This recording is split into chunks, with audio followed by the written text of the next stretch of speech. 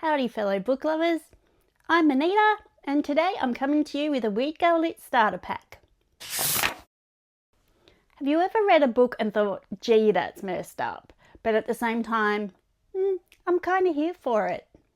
Do you support women's wrongs and find yourself posting that Lucille Blue good for her gif everywhere? If so, you're in the right place. So firstly, a quick definition.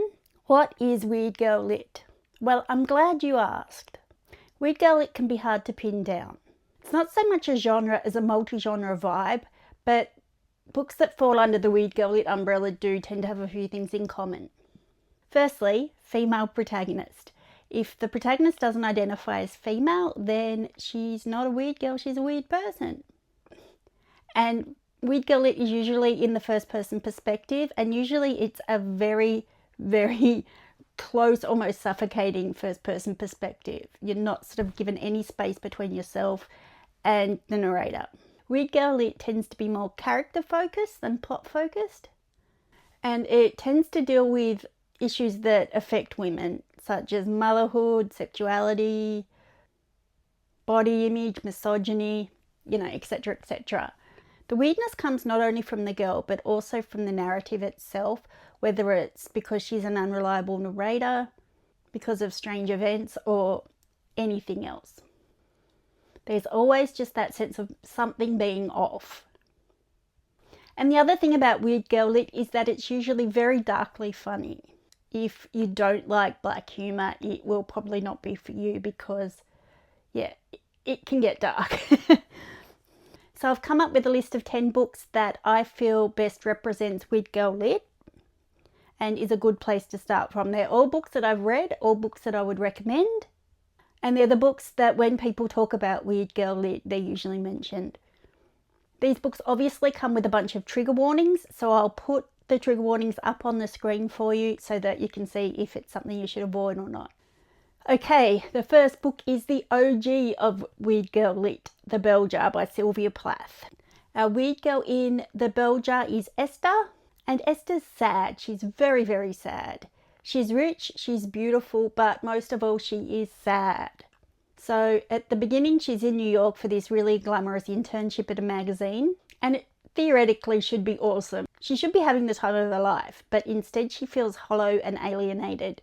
Everyone around her seems to just know how to be a woman, how to be a person, how to be in the world, and she's sort of just spiraling off in the corner like, is this for real?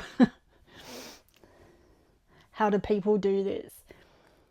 And then when she goes home from New York, her mental health deteriorates completely. She falls into this suffocating depression where even basic things start to feel impossible. She loses interest in everything and starts to feel trapped in her own mind. It's as if she's watching the world go by through a sheet of glass, like she's trapped under a bell jar. So the book follows her through her depression, a suicide attempt, and then her time in a psychiatric institution. But mostly it's about the horror of feeling disconnected from the world around you. The book tackles depression, the societal expectations placed on women, and the pressure to perform femininity correctly. And The Bell Jar really explores that terrifying feeling of your inner life becoming unmanageable. Esther isn't all that likeable. She's shallow and she's mean and she's a really bad friend. But the way she talks about her depression is so raw that if you've ever suffered from depression, you'll be able to empathise with her. If you like The Virgin Suicides or Girl Interrupted, then I think that The Bell Jar would totally be your jam, and you should check it out. It's way less pretentious than I expected it to be and way funnier. Next up we have Convenience Store Woman by Sayaka Murata. I'm trying to do this in the order of least batshit to most batshit, but honestly all these books are pretty batshit. It's just different flavours of batshit. And the flavour of Convenience Store Woman would be matcha. Not because it's awful and overrated, but because it's Japanese. So our weird girl in Convenience Store Woman is Keiko. And Keiko spent most of her adult life working at the convenience store and is completely content with that. She's always felt slightly out of sync with other people, and so she's learned normal human behaviour by copying the speech patterns and mannerisms of the people around her. It's very autism coded, though the book doesn't directly address that. The convenience store becomes this comforting system for her because everything's structured and predictable and she knows exactly what her role there is. But everyone in her life keeps pressuring her to get a real career, to get married, to become just more socially acceptable. And the book becomes this really unsettling exploration of how arbitrary societal expectations are. It explores social conformity, misogyny, compulsory heterosexuality, and the way that women are supposed to define themselves through marriage and motherhood and ambition. It's very deadpan and funny, but it's also got this cold, almost clinical atmosphere all the way through it. So it's quite different to other books on this list in that way. It is a bit removed. You're not right up in your face like some of the other books. Also, Keiko's a lot nicer than a lot of the other girls on this list too. I'd say go for this one if you like The Curious Incident of the Dog in the Nighttime, or Eleanor Oliphant is completely fine, or also just Japan and Japanese stuff. Maybe not tentacle porn. Next up is Milk-Fed by Melissa Broder. Milk-Fed is about Rachel, and Rachel is hungry. She has an eating disorder and a whole truckload of mummy issues. She spends most of her life trying to make herself smaller, whether it's physically, emotionally, spiritually. It's as if she gains enough control over herself, she'll finally become lovable. Then she meets Miriam. Miriam works at a frozen yogurt bar, and she's warm, she's a bit chonky, and she makes amazing sundaes. She's basically everything that Rachel is not, and Rachel immediately becomes obsessed with her in this yearning, obsessive, erotic, and slightly unhinged way. The relationship kind of cracks open everything Rachel's been suppressing about her hunger. Not just her physical hunger, but also desire, pleasure, intimacy, religion, shame, the whole thing. It just starts coming out, and so does she. This book tackles eating disorders and body image, mother-daughter relationships, religion, queer desire, and the way that women are taught to fear their own appetites. It's constantly talking about food and bodies and consumption, but really it's about wanting too much and being terrified of that wanting. And this book is steamy, you guys. Steamy. It's one of the more accessible books on this list in terms of narrative structure, and there's like an actual character arc that you can see happening. So if the trigger warnings on this don't put you off, I would say it's a really good book to dip your toes into the weird girl lit waters. The steamy waters. Okay, number 4. And it's I Who Have Never Known Men by Jacqueline Hartman.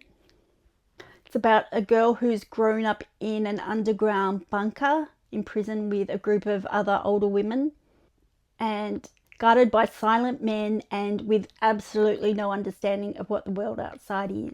She doesn't know what sex is, she doesn't know what men are aside from these distant threatening figures, or really anything about human society at all. Then one day the guards disappear and the women escape.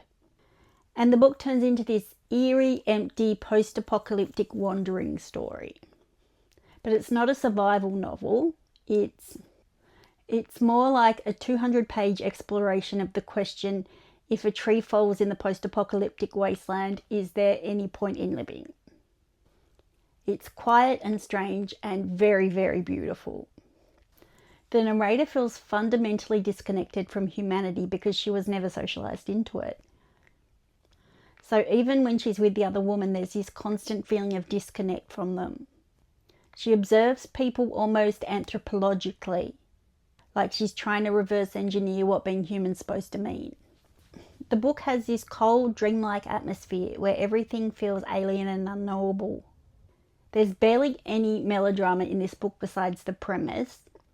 It's more this slow existential ache about loneliness, consciousness, and the terror of never really understanding the world that you've been thrown into. It explores what remains of womanhood when society itself disappears. It feels less like reading a dystopian novel and more like receiving a transmission from somebody quietly contemplating existence at the end of the world. If you like Piranesi, I'd say give this a go. It also left me with the same sort of feeling as The Old Man and the Sea by Hemingway. That sort of sense of yearning for something that's always out of reach. Next up, we have a short story, The Yellow Wallpaper by Charlotte Perkins Gilman. The Yellow Wallpaper centres on a woman who's being driven insane by patriarchal control while everyone around her insists that they're helping her. It tackles medical misogyny, postpartum mental health, and the way that women's emotional concerns often get dismissed. It was written over 130 years ago, you guys, and the medical gaslighting is still going strong today. Don't get me started because I can rant about this for hours. So she's taken to this big isolated house by her physician husband so she can recover from what's implied to be postpartum depression. But instead of actually helping her, he puts her on rest cure, where she's forbidden from working, writing, thinking, basically doing anything besides just sitting in the corner like a houseplant. She becomes obsessed with the yellow wallpaper in this room because it's genuinely hideous and unsettling, but also because she doesn't have Netflix, and what else is she supposed to do while she's locked in this room? She starts seeing shapes and eventually a woman trapped in the wallpaper who's crawling, trying to claw her way out. And as her isolation gets worse, the line between reality and hallucination completely dissolves. It's a very short read, but incredibly claustrophobic and genuinely disturbing, especially because so much of the horror comes from how casually everyone dismisses her. So if you're into a Victorian Gothic kind of vibe, you'll definitely like this. And even if you're not, it's only like 30 pages and it's definitely worth a read. What are we up to now? Number 5? Number 6. Number 6 is absolutely essential on any Weird Girl Lit list. It's My Year of Rest and Relaxation by Otessa Moshfegh. I tell you what, a lot of these books have unnamed protagonists. I bet there is somebody out there doing one heck of a PhD thesis about that. So My Year of Rest and Relaxation is about this beautiful, wealthy, deeply miserable woman in early 2000s New York City. She decides that the solution to her existential emptiness is to sedate herself out of existence for a year. She quits a gallery job, isolates herself in her apartment, and gets an unhinged amount of prescription medication from her psychiatrist.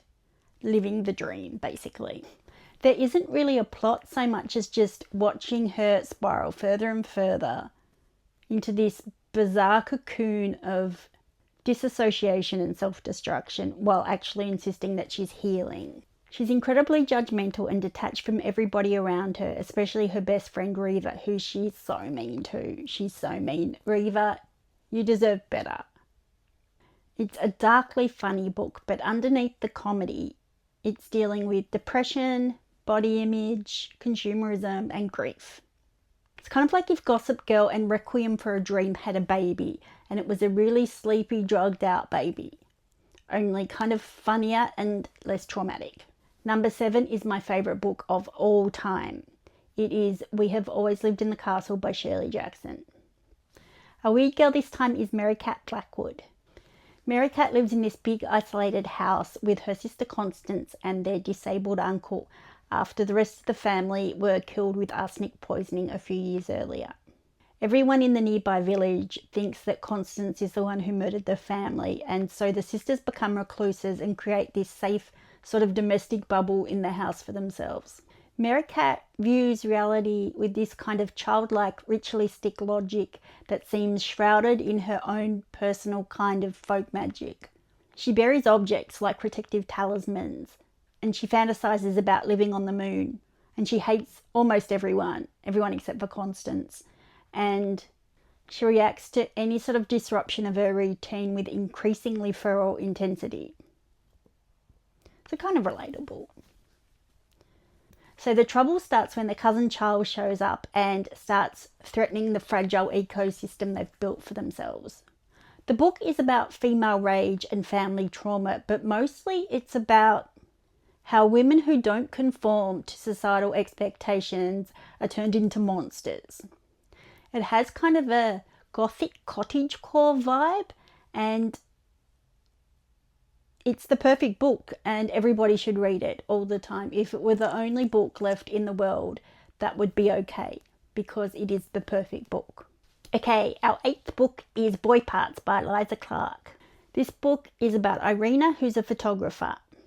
She spends her time manipulating and objectifying young men for the sake of her art, while spiraling into complete psychological chaos. She's a bitch, you guys. A straight up nasty bitch. But holy heck is she funny. The book follows her through this grimy sort of nightlife, full of awful relationships, casual cruelty, performance, sex, and increasingly disturbing behaviour. You're trapped entirely inside her perspective, which means everything feels warped and unstable because she's both hyper-observant and wildly unreliable. Irina spends most of the novel acting emotionally detached and superior to everyone around her, but as much as she hates other people, she hates herself more.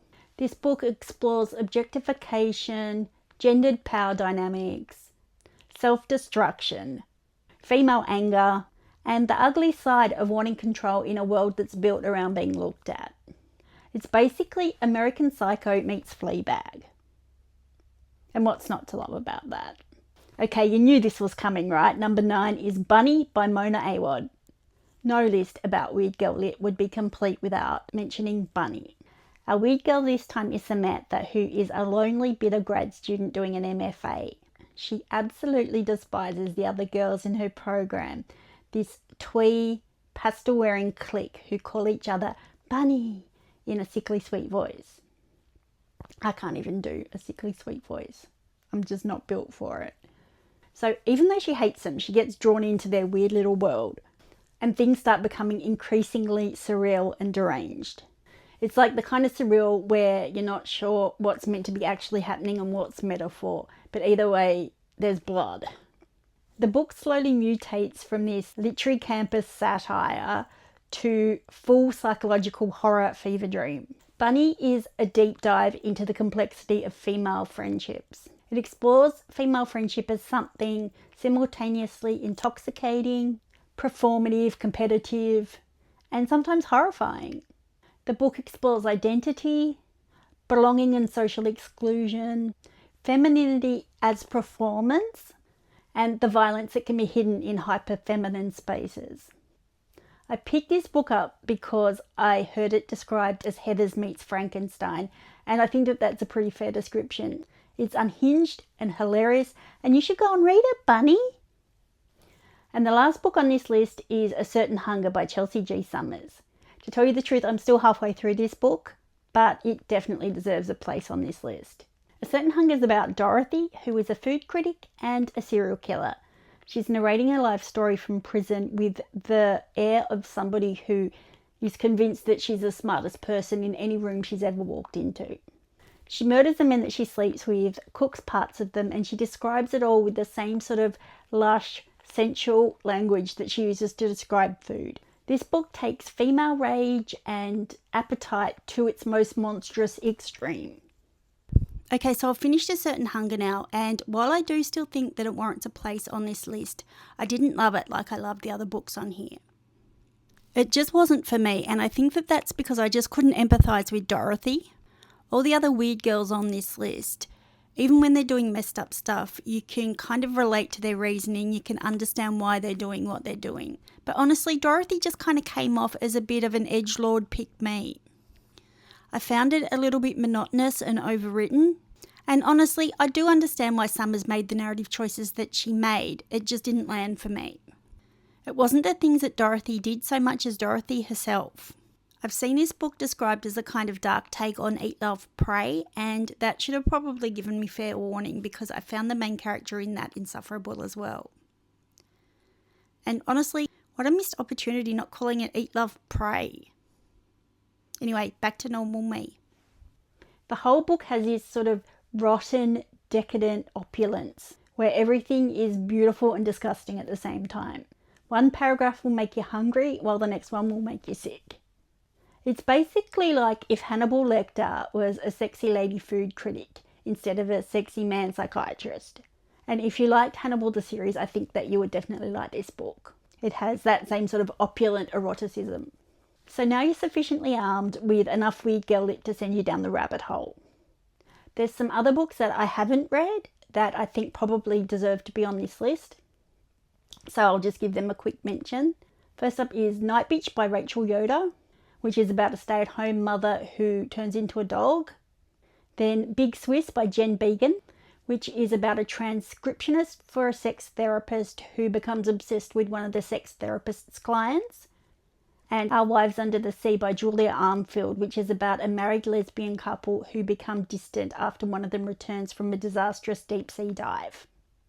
And you can't go wrong with any of the other books by the authors on this list either. So if you've read any of these, please tell me your thoughts in the comments. I genuinely love hearing other people's interpretations of these books. If you think there's anything I've missed out, definitely please let me know because I should be reading it. And if you just have any recommendations, feel free to drop them in the comments as well. If you like this video, you know what to do. And if you want to see more videos like it, you also know what to do. Thanks for watching, and I will see you in the next one. Mwah! Bunny, bunny, bunny, bunny. Hey, bunny, bunny.